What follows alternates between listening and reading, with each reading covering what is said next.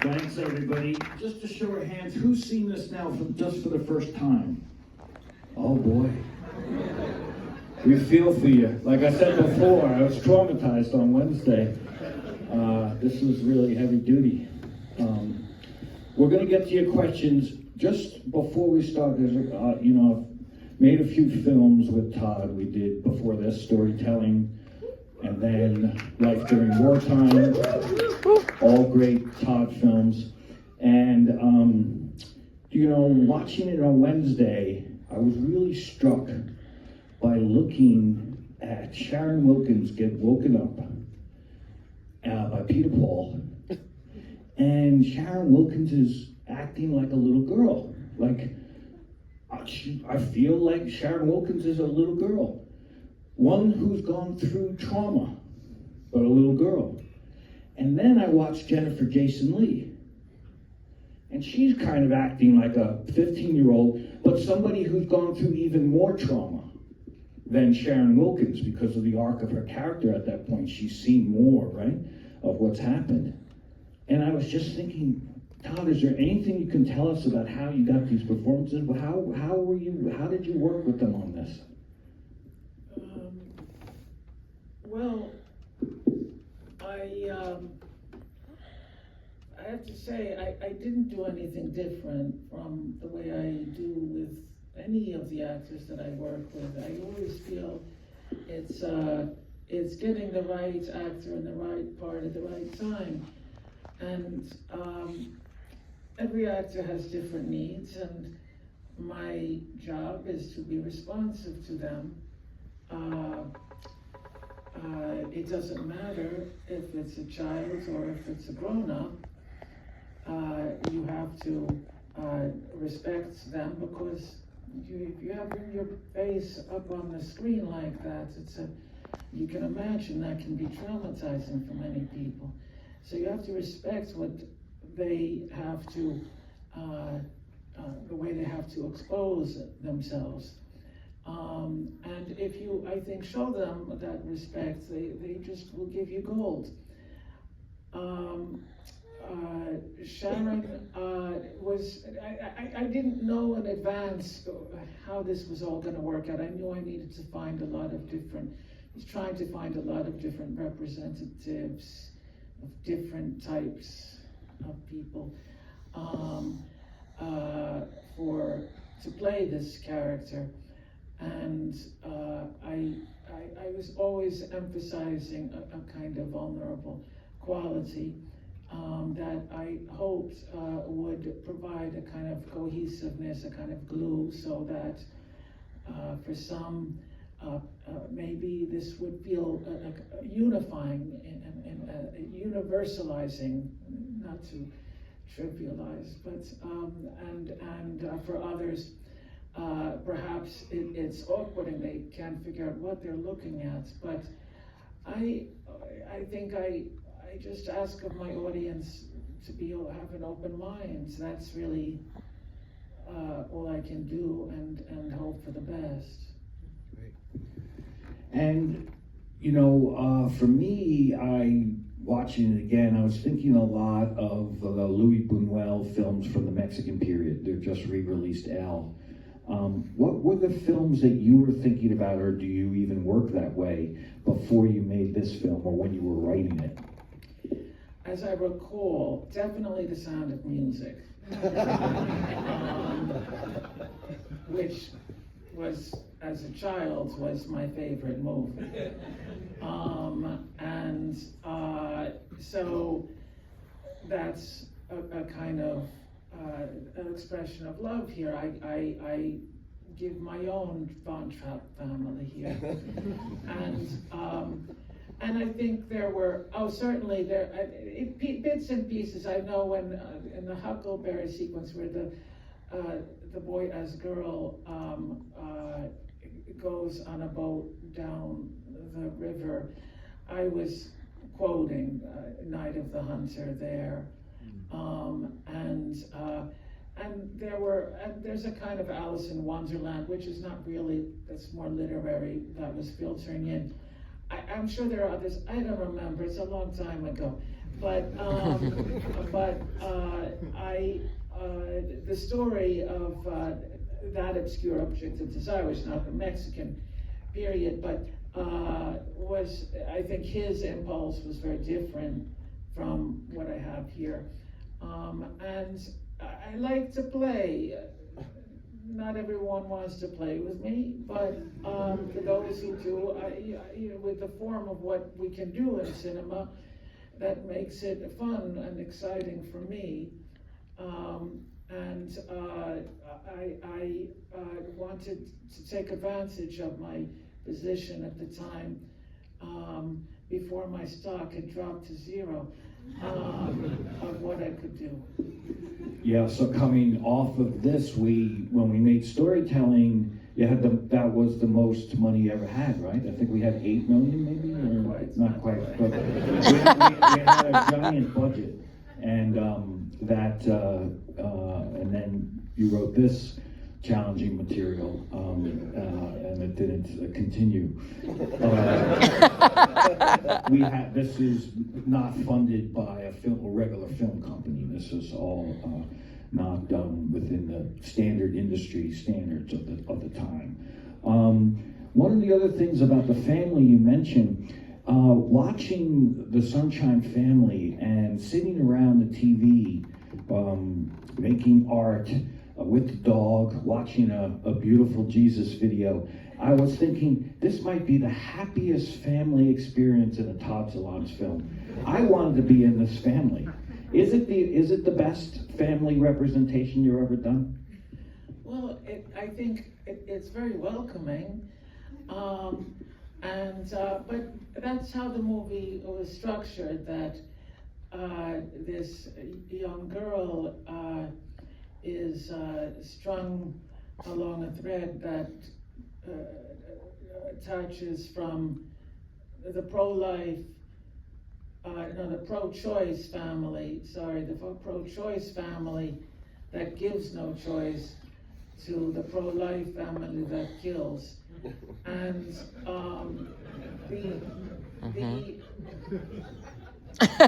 Exactly.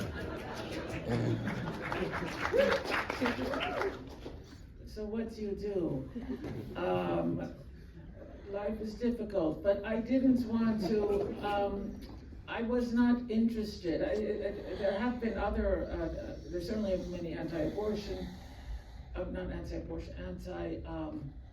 was it pro-abortion, or pro-choice, that's it, pro-choice movies. There are many pro-choice movies that want to make a statement about, politically, about this moral issue. And I wasn't interested in doing that. I feel it's irresolvable. And that's not really what drives me, but I love Mike Leigh, but he had made, at the same time I was making mine, he was doing Vera Drake, which tells the story of a very courageous woman who performed abortions and did it for no money. And it's a kind of hagiography. So I didn't want to do anything that was going to just, I'm not interested in doing movies that are, I guess, going to just reaffirm what you already know and believe. I like to play with my audiences, and the hope is that you walk in one way and maybe feel a little different at the end, and not worse, I hope. On that note, let us take any questions. Anybody that has any comments or questions? Yeah. Yeah, hi. Thinking about your movies, I was trying to find some sort of commonality. What attracts you to a story? What is there a Todd Solondz film? What attracts me to a story? I always feel I don't choose the story; it chooses me. I don't know where anything comes from. That's not true. I have. You live a life, okay? If you have your eyes open, you've heard, you've seen, you've done enough, and from what and then you imagine things. So. I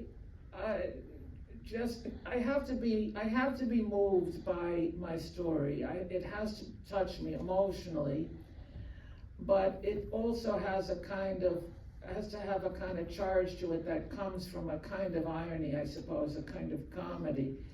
And it's that friction that excites me, and that I don't know what to make of this, and so I have to make it. I'm not a good role model. I have no recommendations, and there are no rules about how you do anything. But it just worked out this way. Yeah, so I have a feeling that you might think this is your last film to remaster, but you are a mature, grown person now, and I think as a grown person, we like to forgive our younger selves. And so basically what I'm asking is, are we going to see a re-release of Fear, Anxiety, and Depression? A release of the first movie that really embarrassed me. I hope not.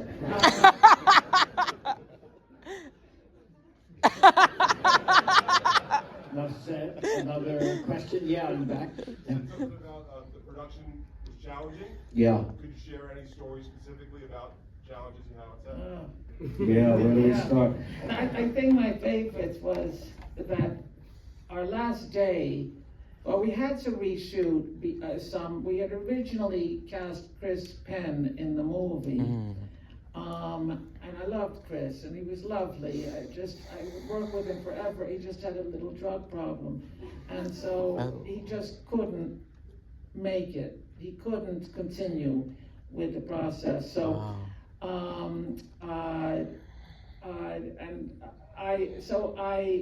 it really was heartbreaking, because if he were not good, it would have been easy. But I love Stephen also. I'm lucky that I had him in the back of my head. But the worst, and really not advisable for anybody, it was totally irresponsible. I just have dodged bullets my whole career.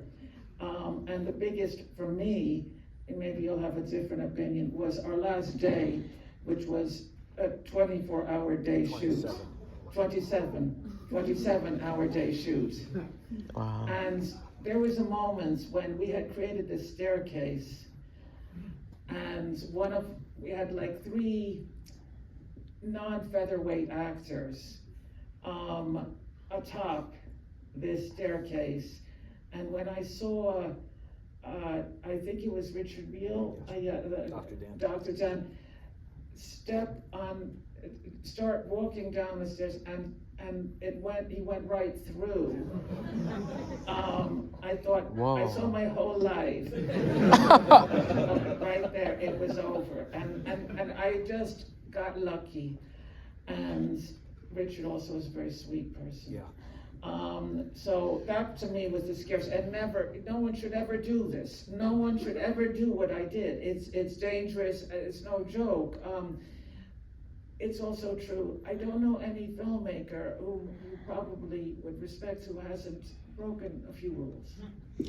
Yeah, I mean, it was a challenge when we had a very little amount of money to make it with, and I knew working with Todd that he takes a while with these performances, and that labor is the most expensive part of a movie, and that we needed a lot of time, and that meant we would have had to have paid a lot in labor. And so what my idea was to go to Bard College, where I had friends in the faculty, and live in the dorm and make it with interns. So before the school year was over, I went to NYU, went to classes, and pitched the idea that students could get a real credit. So Jody Lipes, who was the here the other night, who's a very famous DP. He shot Manchester by the Sea and Earth Mama and many great films and TV shows, was an NYU student, and he worked as a camera intern. As he said on the other day here, he said within a few days he was loading the film, which was very scary to have an NYU intern handling it. But we made it with students, but it was a very difficult process because in many ways people were learning the jobs on the job. But the most challenging thing was really having to shoot. We did about 18 hours a day for many days, and it was really, you usually do a meal every 6 hours. We had a second meal is the end of the day. We rarely didn't have a third meal. So we had 3 6-hour sections, and that was tough. There was a good spirit amongst the crew, though. They were, I don't know how they would go out partying and drinking like every night. I don't understand. But they were all living in the dormitories. All of the crew was living in dormitories there. You have to be young. I also remember Dave Dornberg getting Lyme disease from Oh, wow. Huckleberry sequence also. Yeah. But he was lovely, you know, and the DP and the production designer are no longer with us, sadly, but it was 90% young people. I always remember Ellen Barkin, who would be vocal to the crew, and I went to her and I said, Ellen, these are students who've given up family vacations to be here, and you're making a lot of them cry and they're quitting. And you can't yell at the students. There's only a few handful of people who are getting paid here. She said, I want a list of who I can yell at and put your name at the top. Well, I do remember visiting her. Well, she was at the time married to Ron Perlman, who at the time was a big billionaire. And so she would come to our humble sets via helicopter. She came by a helicopter with her makeup and hair and had to be home by Shabbos Friday evening at 6 o'clock for Ron, for their scheduled. And she came to catering once and she said, I'm not eating this. I said, there's some fancy places in Rhinebeck. I said, I can get you some menus. I'm not going to pay for it, but you can look at them. She said, I'll deal with it. Gramercy Tavern drove up her lunch every day.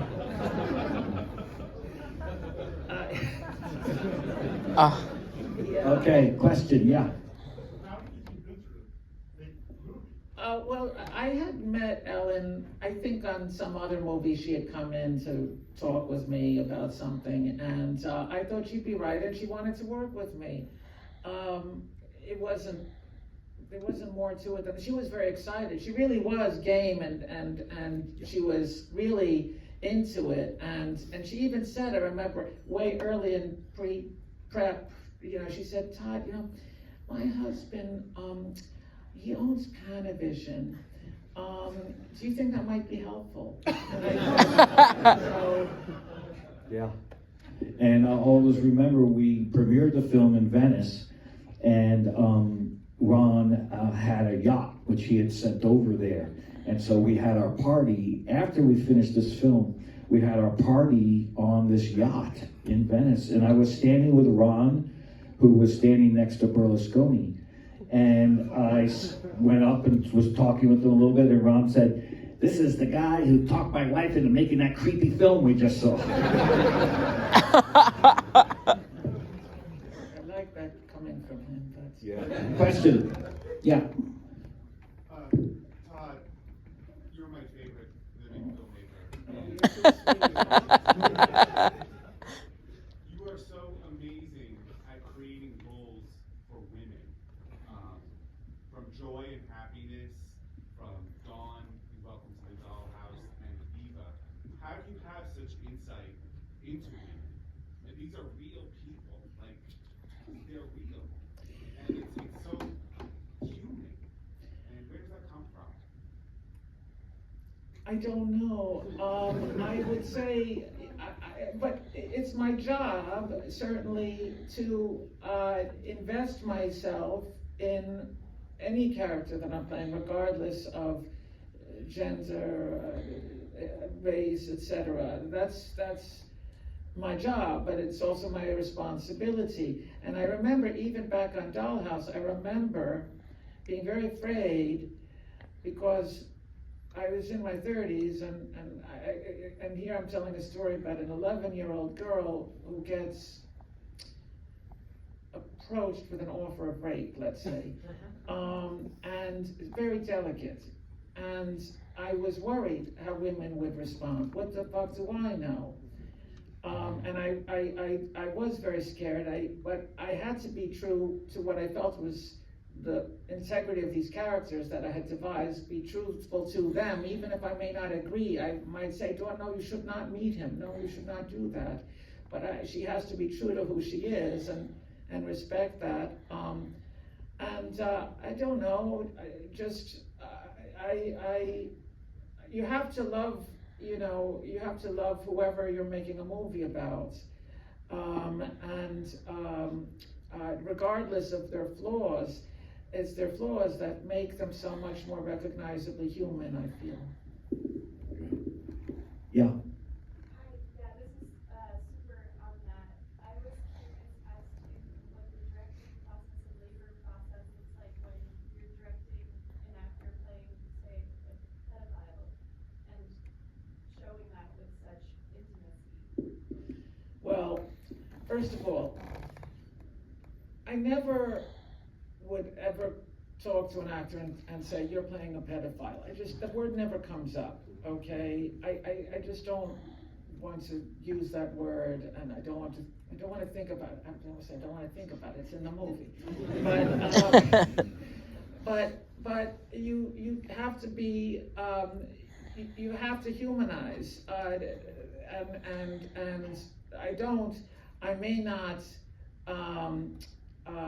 I may not sympathize with some of the actions that take place, but I do recognize that this person is a human being who does have blood coursing through his veins, and that's very hard for many of us to recognize because of the atrocity that of so many of the crimes that we read about in the papers and so forth. So it's about finding someone who, in some way, in some perverse way, can find something that he can feel for. The actor has to feel, a kind of sympathy, a kind of perspective, and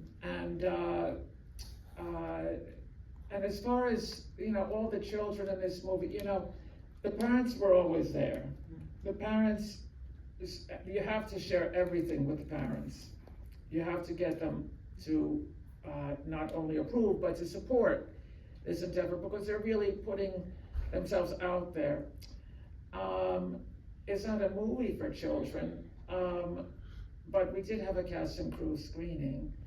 And I just think that, when I saw the little 8-year-old girl whispering into her mom's head while she's watching, I felt it was no different from me when I was that age, just trying to follow the plot of a Disney movie. So I don't, I think children have built into them certain kinds of natural sensors. And the material is always much more troubling for us as adults than it is for the children who live in a very different world. And you want to protect that. And so I just try to gain access to them emotionally. And that's what they respond to. We've unfortunately just got time for one. The woman right here. Yeah. I do have a question, but first I want to embarrass you again by saying thank you for making such amazing films that are meaningful and ugly and beautiful and real. If you're a billionaire, I'll love you even more. You won't ruin yourself. But I want to ask, I know that you brought Dawn Wiener back in Wiener Dog and said that you wanted to envision a different outcome for her. But what made you decide to make her death the catalyst for this film? Oh, well, I think it probably came out, I don't even know, I don't remember the very first draft, I don't remember exactly, but I met with Heather, the actress who played Dawn Wiener, and she at that point was about 17, I think. And I'll just say, I saw her about 15 years later, and she felt very bad that she had not responded to me the way I think she could have. I feared I would never be able to work with her again, and so and it was painful for me to accept that, but I had to put that. It was for me. I had to accept that and not live with certain illusions. But then I thought, there's no reason we can't have alternate lives, and so I felt much happier that when I had Greta take her on years later. Very good. Thanks, everybody. We're here for another few days. Please tell your friends.